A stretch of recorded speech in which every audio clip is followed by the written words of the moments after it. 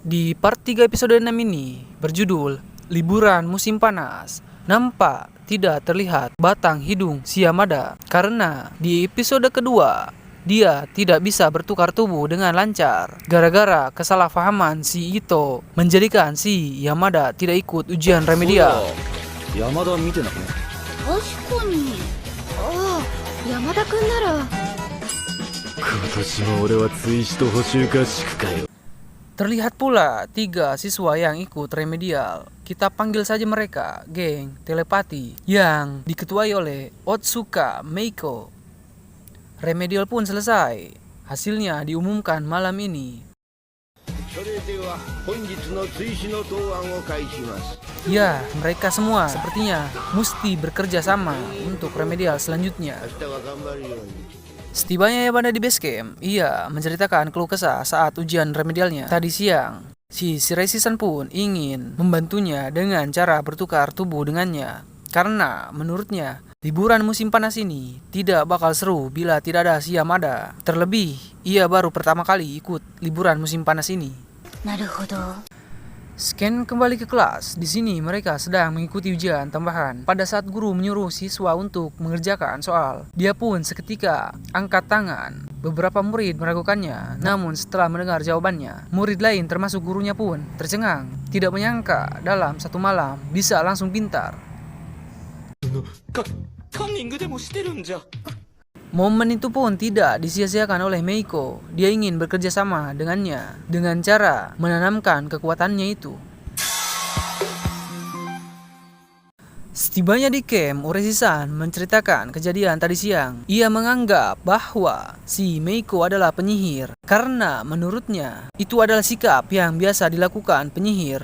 Akan tetapi, karena mereka bertukar tubuh, jadi tidak berefek apapun. Karena sesama penyihir, tidak bakal terjadi apa-apa. Terkecuali si Yamada, karena dia mempunyai jutsu menyalin kekuatan penyihir itu. Untuk mengetahui jutsu si Meiko, Shiraishi-san pun menyarankan Yamada untuk mengerjakan remedialnya sendiri. Sekalian mencari informasi apa motif dari uwuan tempo hari. Si Yamada memperhatikan gerak-gerik mereka. Ya, sangat mencurigakan. Ternyata si Meiko berusaha menggunakan jutsunya, namun tidak berhasil. Lagi dan lagi, si Yamada mendapatkan nilai kecil. Tapi ia tidak sendirian. Mereka pun ikut remedial lagi. Tiba-tiba jaringan si Yamada ketika 4G sebelum ujian tambahan dimulai.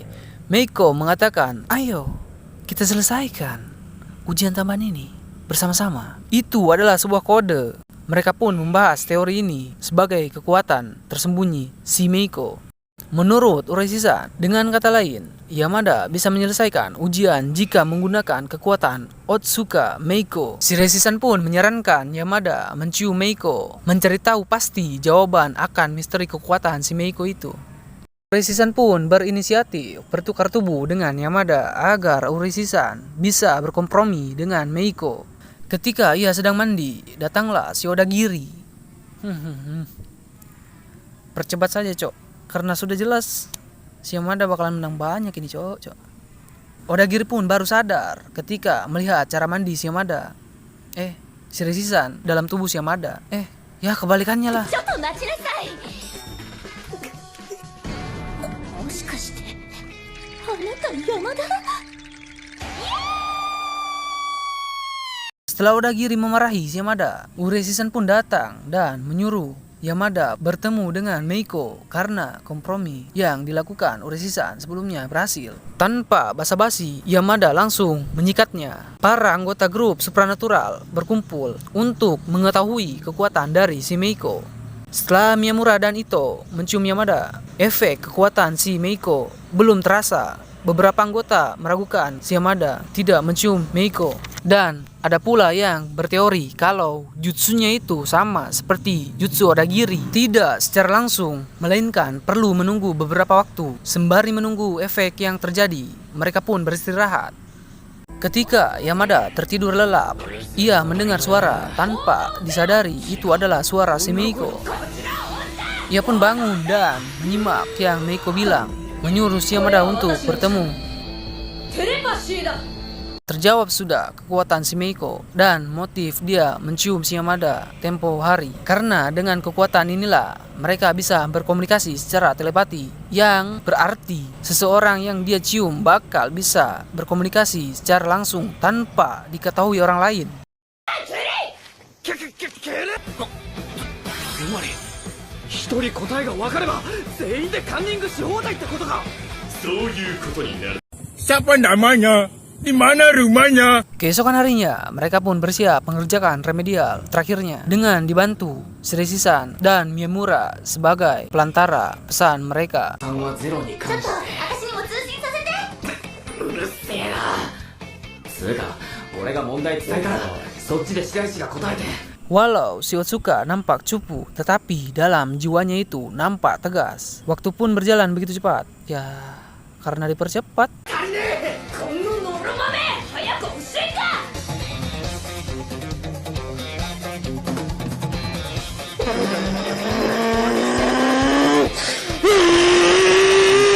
Ujian pun selesai, waktunya pengumuman hasil ujian. Setelah penuh perjuangan, berkat kerjasama dengan dimodali kekuatan telepati Otsuka, mereka semua lulus remedial dan mendapatkan nilai yang memuaskan. Di sini kita belajar bahwa kerjasama itu sangatlah penting. Oke. Di akhir episode 6 ini, mereka semua menikmati liburan musim panasnya. Masuk episode ke-7, terlihat api asmara yang dahulu pernah membara. Nampak tidak ada satupun bomba yang berada di lokasi untuk memadamkan api yang sedang berkobar di gedung sekolah tersebut. Scan kembali ke beberapa hari sebelum gedung sekolah Suzaku kebakaran. Di scene ini, mereka sedang mendatangi penyihir yang bernama Sarushima, tetapi tidak ada satupun orang yang berada di rumahnya. Namun, ketika si Yamada ingin mencoba masuk, Sarushima pun muncul. Bule. Memanfaatkan tamu yang datang, Sarushima pun menyuruh mereka berdua membawakan barang-barangnya sembari membersihkan kamarnya. Alih-alih membantu membersihkan kamar, si Miyamura malah meneliti CD si Sarushima. Kampret memang. Setelah selesai dari pekerjaannya, Yamada pun mencoba membangunkan Sarushima yang sedang tertidur lelap. Bete dengan usahanya, Yamada pun ingin pulang, namun ditahan Miyamura. Karena selagi dia tertidur, Yamada akan dengan mudah menjalankan maksiatnya. Namun, ketika sedikit lagi kena anunya, tiba-tiba Sarushima pun mengatakan, ya, dia ingin diselamatkan. Ternyata kedatangan Miyamura dan Yamada telah diketahui oleh Sarushima karena jutsu yang dipunyai oleh Sarushima adalah bisa melihat masa depan. Sarushima pun menjelaskan penglihatan di masa depan bahwa gedung sekolah lamanya terbakar dan di penglihatan itu ada Yamada. Mereka berdua dianggap sebagai pelaku kebakaran tersebut. 私が学校に行かなかったのは君と接点を持たないようにするためでもあったんだけど。 Ya, masa depan bisa diubah, namun sulit mengubahnya kecuali jodoh dan kematian. Subhanallah. Karena telah mengobrol begitu lama, akhirnya Sarushima pun mengizinkan Yamada untuk uwu-uwu dengannya. だって君は私の最後の希望だから。 Ah, shit! Here we go again!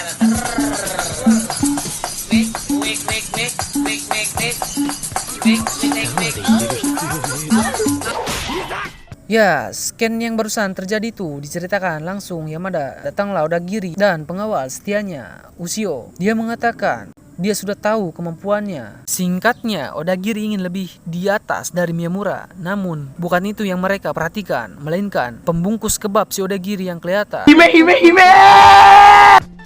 Huh?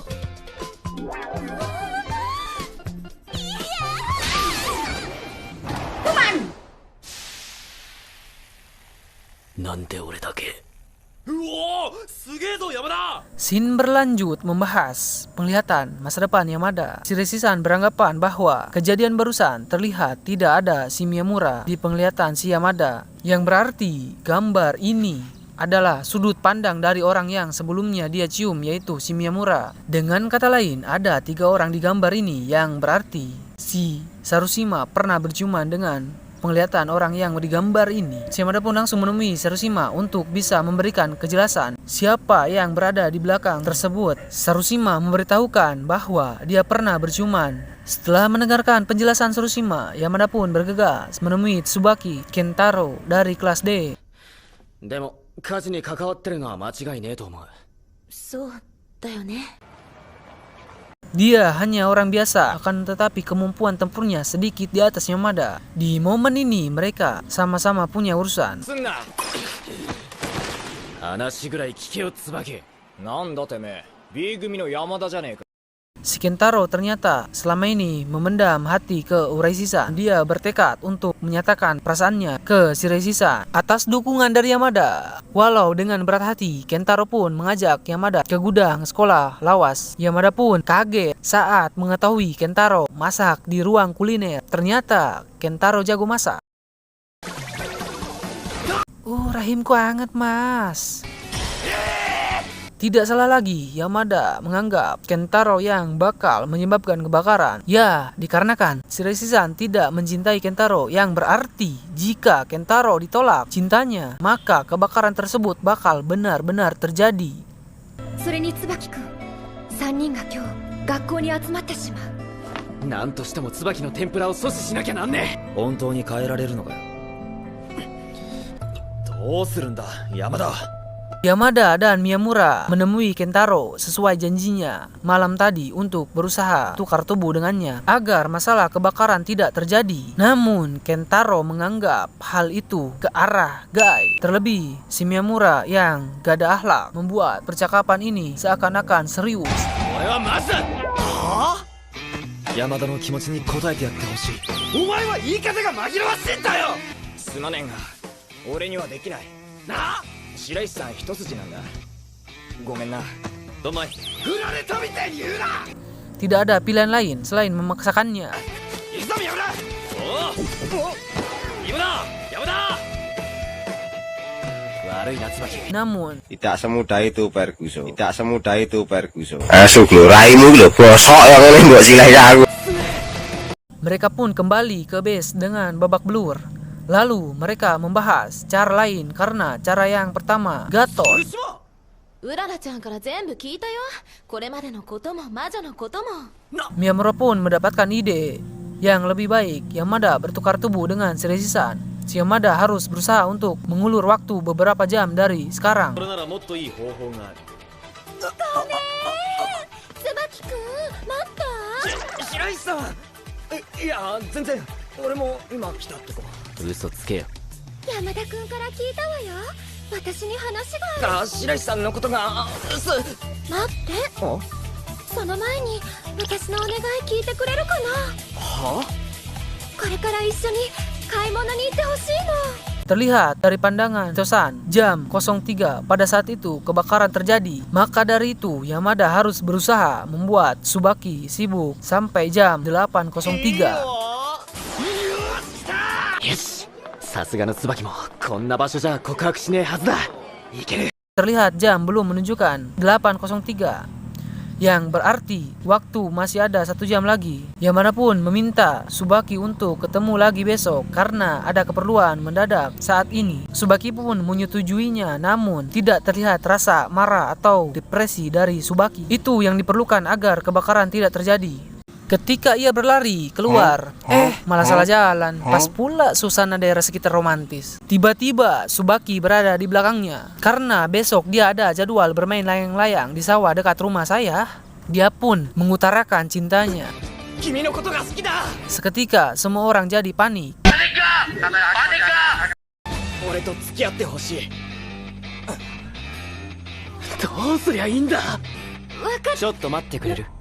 Si Urai-shisan pun langsung bertindak karena dia tahu pasti si Yamada bakal menerima cintanya. Ya, karena si Urai-shisan tidak ada rasa, dia pun berbohong kalau Yamada dan Shirei-shisan sudah berpacaran.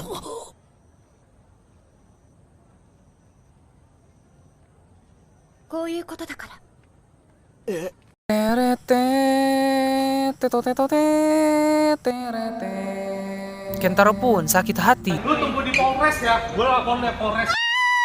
Bah, sepertinya kebakaran bakal benar-benar terjadi. Yamada pun mencoba menenangkan suasana hati Tsubaki. Dia pikir kalau Yamada telah menusuknya dari belakang. Aku retakkan ginjal kau. Dengan sekuat tenaganya, dibantu Urai-san, si Yamada pun berhasil dengannya.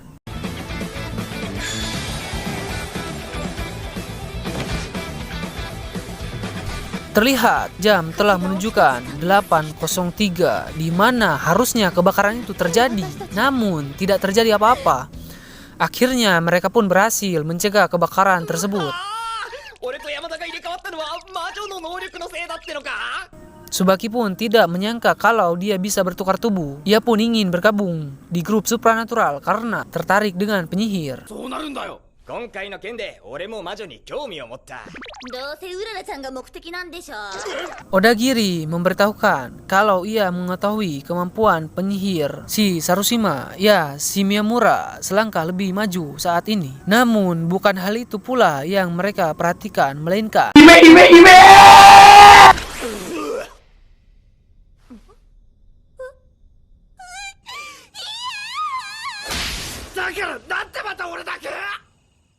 episode 7 pun selesai di sini. Selanjutnya yaitu meneliti anak kelas 1 ini.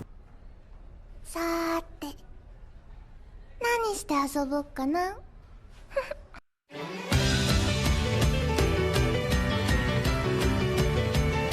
Takigawa Noa. Ia mempunyai kekuatan seperti Sarushima, bisa melihat masa depan, namun dia kebalikannya, yaitu bisa melihat masa lalu yang kelam, dan di setiap ia tertidur pasti bakal bermimpi buruk. いろいろ好都合じゃねえか。今から滝川ノアを締めに行くぞ。上級生の恐ろしさを見せつけてやるんだよ。 Mereka semua dulunya murid populer, namun ketika mereka merangkul Takigawa yang lemah dan sering kesepian, mereka pun menjadi tidak populer. Karena itulah Takigawa ingin membuat mereka populer dengan cara membuat teman-temannya mempunyai kemampuan sihir, yang dimana kemampuan penyihir ini sebenarnya bisa dipindahkan atau menghilang. Di episode selanjutnya bakal terjawab.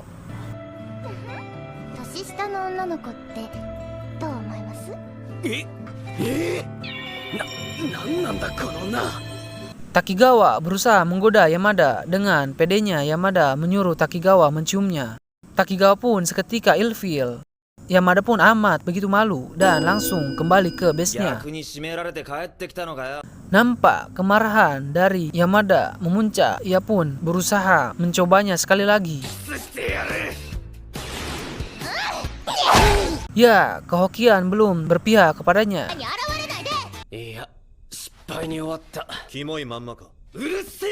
Takigawa pun merencanakan sesuatu bersama ketiga temannya itu. Pagi pun cerah.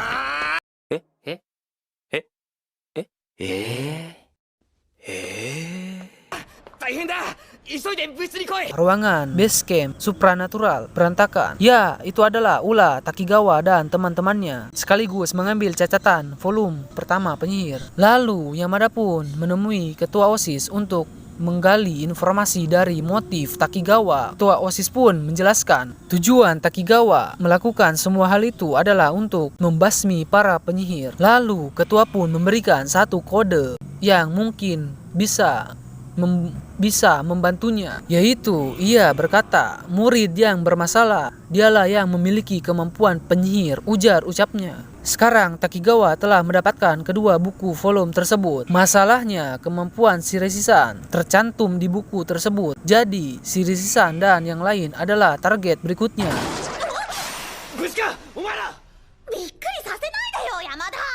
Odagiri pun panik, ketar-ketir setelah mendengarkan penjelasan Yamada. Sebelum itu terjadi, mereka merencanakan sesuatu.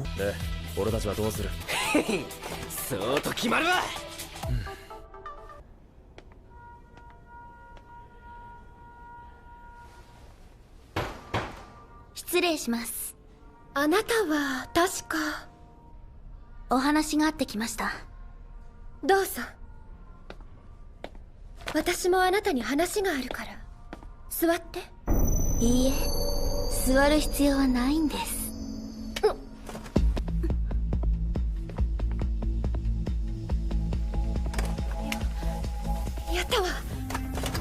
に成功してる。今よ。一体どうなってやがる。 Mengira rencananya berhasil dengan mulus, pentolan Takigawa pun tidak mengira kalau ini semua jebakan. Aduh kampret! Ikut matilah gua! Aduh astaga! Pantai! Pantai coy! Pantai coy! Ini adalah kerugian yang sangat besar bagi mereka. 滝川さんは悪くないわ。だったら俺に名案がある。 Yamada berserta kawan-kawannya menggunakan tubuh kawan Takigawa, namun Takigawa mengetahui hal tersebut. Yamada pun mengancam sekaligus bernegosiasi dengan Takigawa.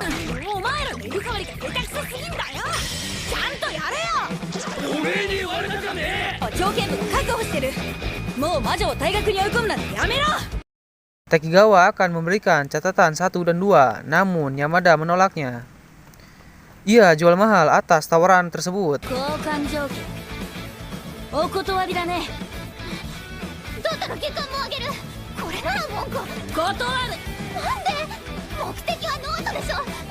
Yang hanya diinginkan Yamada yaitu jangan mencoba mengeluarkan para penyihir dari sekolah ini. Namun karena tujuan utama Takigawa ingin mengeluarkan, dia pun menolaknya. Dengan sok jual mahalnya itu, Yamada pun kembali dan tidak mendapatkan apa-apa.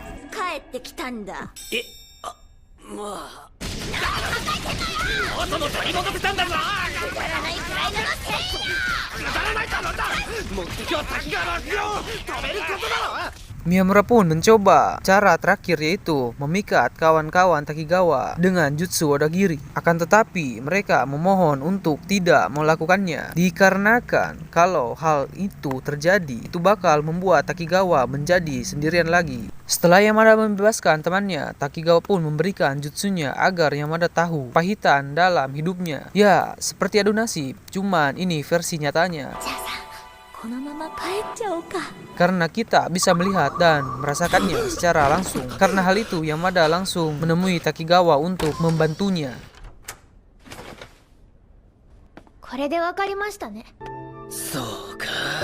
Setelah terkena jutsu ceramah dari Yamada, seketika Takigawa pun menyesal karena ia telah berburuk sangka pada mereka.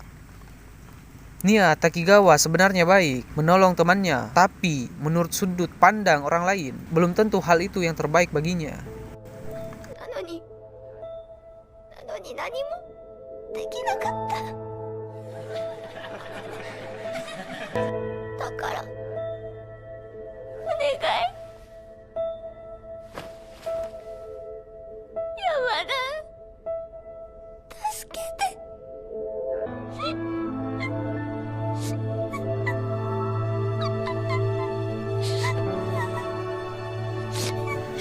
Keesokan harinya, mereka pun jadi bestie.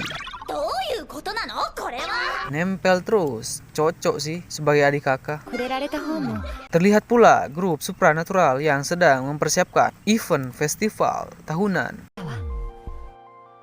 Esok pun tiba, klub supranatural diizinkan untuk membuka kedai, tapi yang dijual hanya yakisoba, makanan kesukaan si Yamada.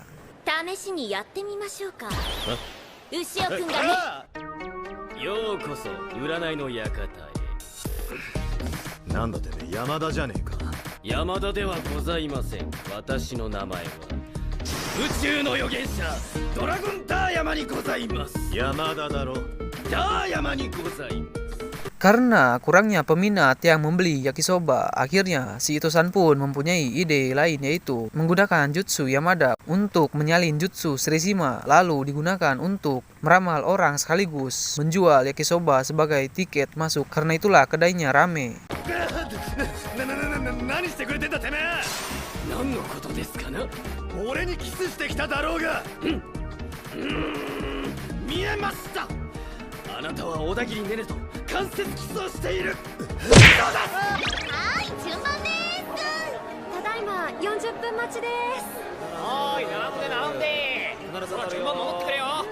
Terlihat pendatang baru Tamaki Shinji.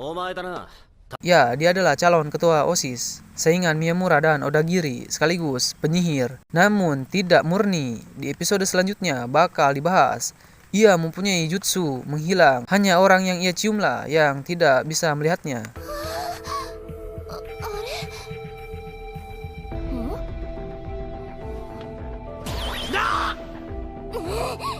は俺じゃ嘘つき変態最低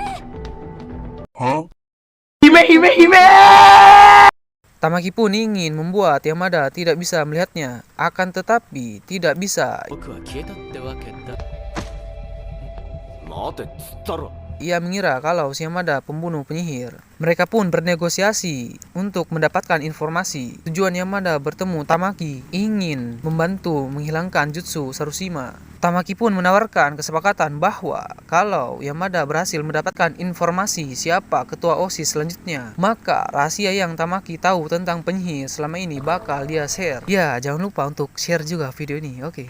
Yamada pun langsung bertemu ketua OSIS untuk menanyakan apa yang ia rencanakan. Ketua OSIS pun tidak bisa memberitahukannya, namun Yamada mencoba memikat ketua OSIS dengan jutsu Odagiri.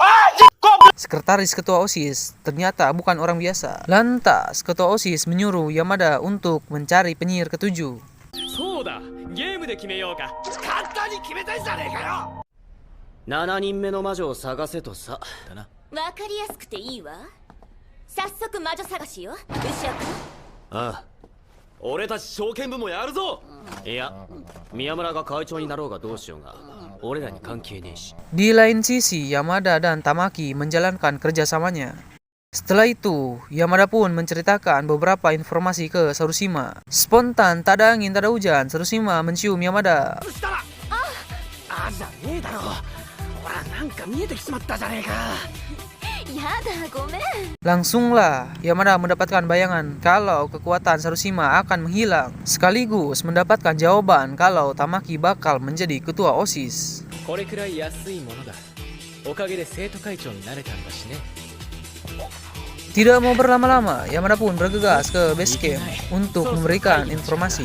ほら僕の秘書が迎えにやってきた宮村すぐに魔女探しに行くぞはあなんだよさっきと全然態度違うぞ Yang menjadi masalah bagi Yamada karena Shiraishi-san menjadi sekretaris OSIS dan di penglihatannya itu Shiraishi-san menjauh, tidak seperti saat 駅 ini. 部の予算申請と校内掲示板の使用規則についておい石梨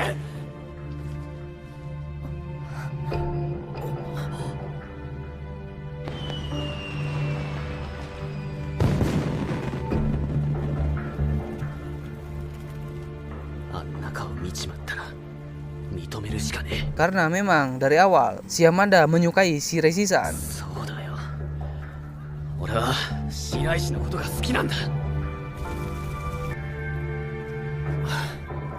Supaya hal itu tidak terjadi, maka mereka harus segera mencari penyihir ketujuh. Jadi, maksudnya penyihir ketujuh itu semuanya perempuan. Kalau si Tamaki tidak dihitung karena dia mendapatkan kekuatan dengan cara dipindahkan atau transfer. Jadi, kalau si Tamaki mencium penyihir lain, kekuatannya bakal hilang, kecuali si Yamada. Nah, ini juga yang membuat si Yamada mencari informasi tentang penyihir sekaligus memecahkan mengapa dia punya kekuatan tersebut. Di akhir episode ini, Yamada dan Shiraishi-san bertukar tubuh. Ia telah menyiapkannya karena penyihir ketujuh ini mempunyai kekuatan bisa menghilangkan ingatan seseorang. Maka mereka tidak bakal bisa bertukar tubuh. Jadi, mereka telah mempersiapkan hal-hal yang mengenai keluarganya masing-masing. Seperti wajib, sholat 5 waktu, terutama sholat subuh juga, mengaji, dan lain-lain. ええ対処するわそれから押し入れの中にマルヒと書いた箱がねえ山田君どうしてしないのいやちょっと待ってまだ確認しとくことが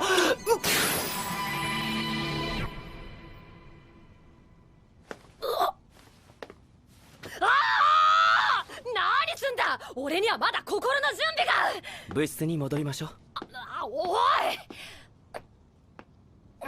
Part 3 pun kelar di sini. Untuk di part selanjutnya, silakan klik di kanan layar.